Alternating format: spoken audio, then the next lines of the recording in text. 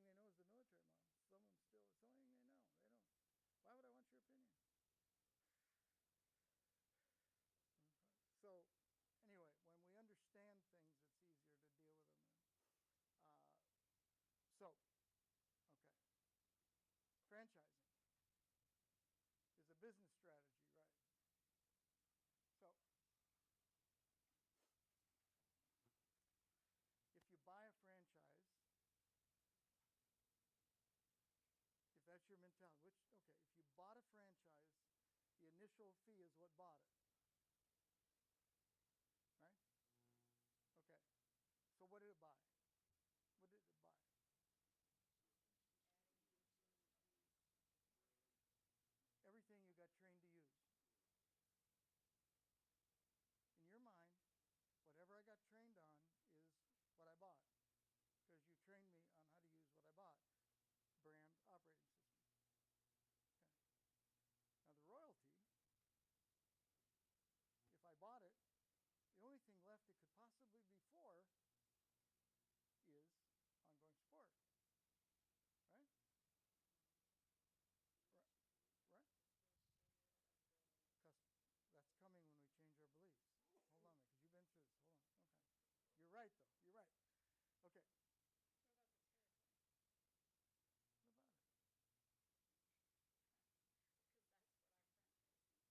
Because that's what our franchisees do. They bought the territory? Oh, well, okay. Okay, that's fine. That's what they think. It's not fine, but it's okay that they think that way because it's logical to deduce that because of what you believe. Okay. Okay, so, all right. Brand, operating system, territory. Okay. All right. The royalty with that set of beliefs about buying is for ongoing support. So what's an average mature Pizza Ranch revenue annually? Annually, probably Million and a half. What's the royalty? 4%. 4? Okay. 60,000.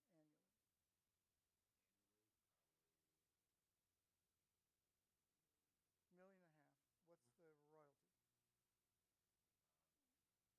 at least 6 times a year.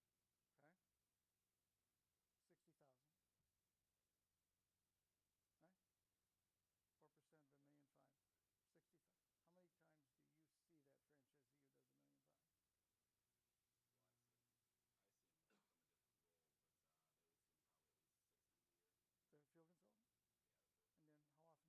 how often do you see them? I see mine kind of corporately tied restaurants probably every 2 weeks. They're corporate? Mine are corporately tied. Okay, so they're not franchise. So let's those guys then. That's going to be who's But otherwise, you? yeah, about 6. About 6? Depends if someone's got Wi-Fi.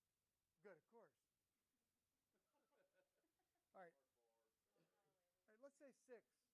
So I'm the franchisee, and I divide 60,000 by 6, and it's a $10,000 for every time he visits me. That's how they lotto them. Well, of course you are. The question is that someone else's perception besides you? That's the most important thing. All right, okay, now we change. If they didn't buy it, if they're being granted the right to use, what's the initial fee for? And the answer is cost recovery. Cost recovery. Now the territory, Laurie, the territory goes from ownership to stewardship. We've given you stewardship over this part of geography of our brand. Take care of it. You don't own it, you have stewardship, which is greater ownership. It's psychological, moral, ethical ownership.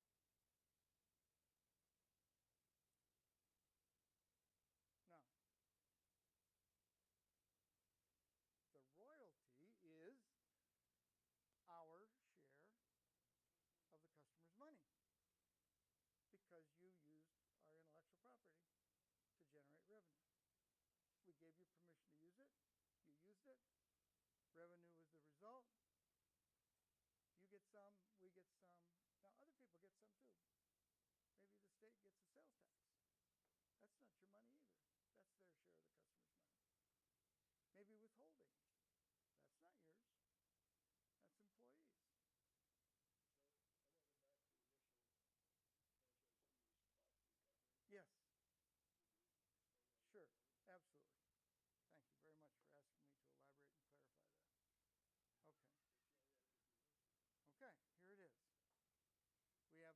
franchise development department, formerly known as sales. And we take their share of the space annually. That's a cost, and we put it over here. We take their salaries and benefits, and we put it over here. We take the money they spend on marketing to generate leads, and we put it over here. Those are the franchisor's costs. Yeah, Yeah. That's what we do. Okay, and that's the admin. we put travel involved in granting the franchise. We put technology and tracking it all. We put new franchisee training. We put the cost of design of the restaurant and everything involved in pre-opening. And we put all that there and we add it up. And we say if we divide that number by the number of franchises we expect to grant, do we get the initial fee? And if we don't, if we're above it, we make a little money. If it's below it, we lose money. And it has to be made up with future royalties. But the idea when you talk to a franchisee is, here's what it's for. Here's what it's for. I think it's helpful to tell them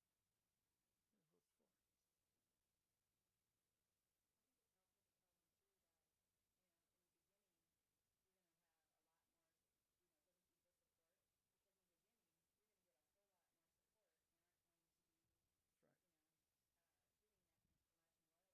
you're going to have a lot more, go to deeper support, because in the beginning, you're going to get a whole lot more support and aren't going to be, That's right. getting that so much in royalty. Later, you're not going to need as much support and your royalties will be bigger. It's not equal. Yeah. So the idea is that if I can't write on that screen, if this is your revenue stream and it goes up, what it costs us to pay attention to you goes down as your revenue goes up, and right about where they cross, the franchisee says, I don't need you anymore. And you go, I know, we front loaded your costs. And we're making it up with the people who are mature out here. See, I had a completely different take on the franchisee. I had it as eliminating tuition or mistakes that they would pay as they start to do the business themselves. Sure, that's okay. We cut your learning curve. Yeah. Yeah. But yes, that's the benefit of franchising, no question. Absolutely. As a matter of fact, most of them would go out of business if they tried to be in our business without us. Absolutely. Absolutely. Absolutely. Okay. Hey, Bob. Yes, So let's get back to the royalties. let's do. Um, Take me back. the common belief is that it's higher than support. Yes. And as you're just describing, well, they're going to pay more because there's enough support. Maybe. Maybe. In our new paradigm, all franchisees are not treated equal. So that was an important. Yeah. Okay. A's, B's, and C's. Yep. But aren't the ones with the higher sales that pay the higher royalties oftentimes the ones that don't really Yep. be that involved? Yeah. Because the royalty isn't their money. See, this is really important. It's not their money. But see, you got to come teach that to the franchisee. Okay, I will. I'd be glad to. It's not their money. It's actually day one franchise training. Yeah. Good. That's great. They were not listening, Marcus. Yeah, they too much. Or day two, or But you do it by employee withholding's not their money. Sales tax isn't their money. Our royalty goes down as revenue increases. So there is an incentive there, and it's helping some of our operators that get it grow. Sure. They're seeing they can pay less. They can take more percentage points home. Yep. And really, we're still gaining. It's a win-win. And it's okay. And they need That- less help. Yeah, well, that's an individual decision that God love you, you can do. But what it proves is the more value that they show the brand has by implementing the systems, the less share of that you get. It's okay. Percentage-wise. but it's Yeah. okay.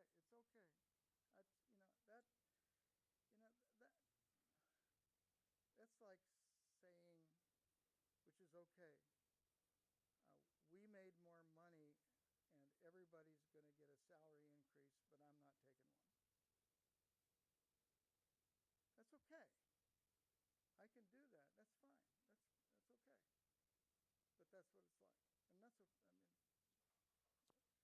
I mean, the more successful you can make your franchisees, if they understand that gratitude is not the fastest drying liquid known to man, which it normally is. The fastest drying liquid known to man is gratitude. Okay. As long as gratitude is there, because truly gratitude is the glue of a relationship. If you ever get to the point where you're going through a divorce, there's no gratitude anymore. It's gone. There's no glue. Gratitude gets you through the tough times. And in any relationship, franchise or religious or any political, gratitude for what we've done for each other gets you through. If there's no gratitude, it's going to fall apart. So if that gets us gratitude, that's great. But you're not a fan of it. No, I'm not. Right. I'm not a fan of it. Because normally when their compensation when their revenue goes up, theoretically, if they've gone through the adjustment curve of costs to get me there, their net pre-tax profit goes up. What it normally allows a franchisee to do is to buy more depreciating assets, like Finn televisions or Jaguars or whatever. But that's okay. Would the reason for that be as a sales incentive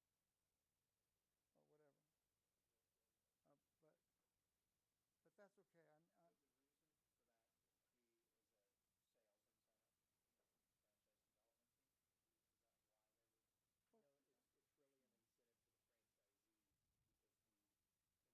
in large markets that were just kind of sitting there, and they all wanted, yeah. how can I pay less? So How can I pay less? above this certain level, So they implemented a strategy: get to this level, sure. get to X million, and it drops a point. Get to the next level of X million, and it drops another point. And only about 10 really grabbed it and ran, but they kind of set the pace for a lot of others. There were some other payoffs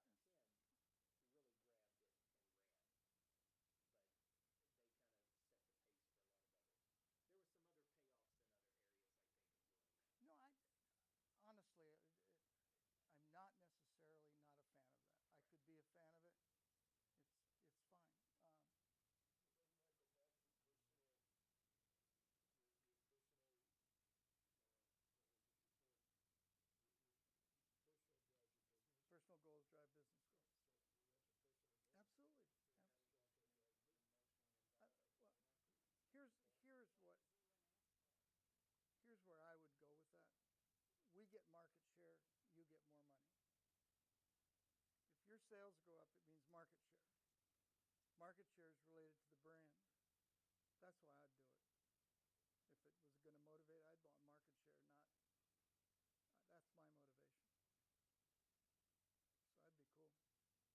So I'd be cool. Okay. Now here's the screen that does what you just personal goals. So here's the relationship. Relationships have to have common goals. Okay.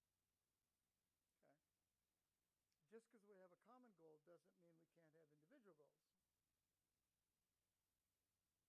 But in business, the common goal of getting and keeping very satisfied and loyal promoter customers drives the goal of the franchisor to gain more market share, and it drives the personal goal of the franchisee for income, lifestyle, wealth, equity, and debt elimination. Because most of the franchisees want one or all of those 5 things. So if we look at this and say to the franchise community, this in the middle is what is the goal that we have that makes us have a good relationship, is we're focused on customers.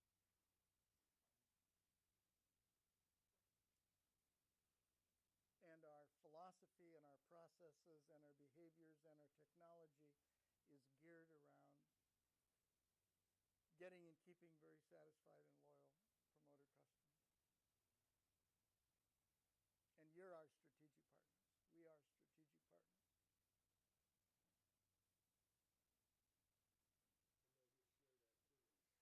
And those are shared activities. Some are shared, some are individual. Yeah, some are shared. Some you do without us, some we do without you, some we do together. Yeah.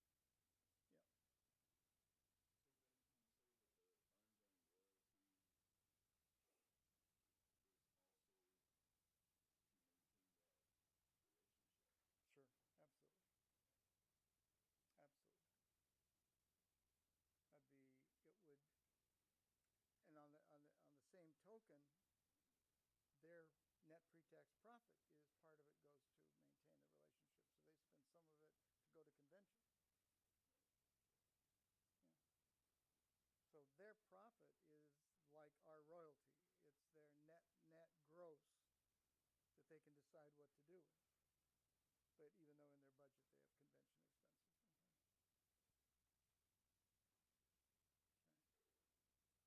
Okay. So we stop selling and start licensing. Okay. Because granting unless you what you really have is what they call it is a franchise agreement, right? But it truly is a license agreement. I mean, truly you're licensed, just like a driver is licensed. You're licensed to use our brand and our systems. Here's the thing, what's granted is the right and the obligation, and you accept both when you sign a franchise agreement. You accept the right and you accept the obligation. So instead of just accepting the right to drive, I accept the obligation to drive the way the licensor wants me to drive. So the reason lawyers don't put it in the document, they don't put obligation in the document, is because to a lawyer, the right inherently has an obligation. But I keep saying to people, but you guys are so good at stating the obvious. Can't we just put them both in? And they go, well, you don't need it because a right means an obligation. And I go, yeah, but they don't know that. People don't know it, so you have to say it. Okay, so this is process.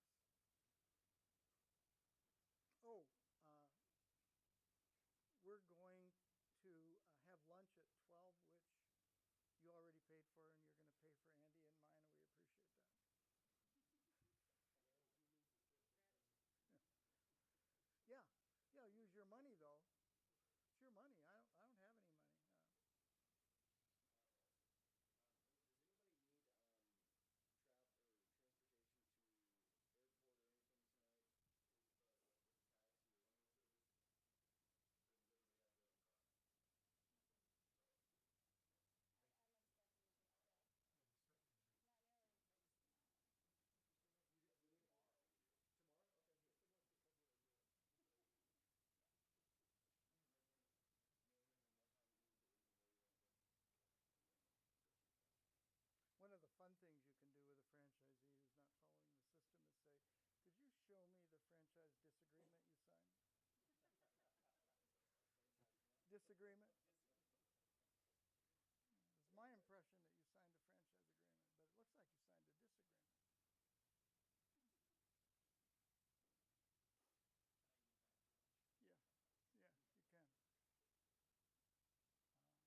Yeah, you can. So, all right. Why do some franchisees not follow the system? EGO. Tell me. Ego. Exactly. Okay. Ego could, all right, let's just list some things. They think they're smarter than the leadership. They think they're smarter than the people who put the current system together. And you know what? They could be. They could be.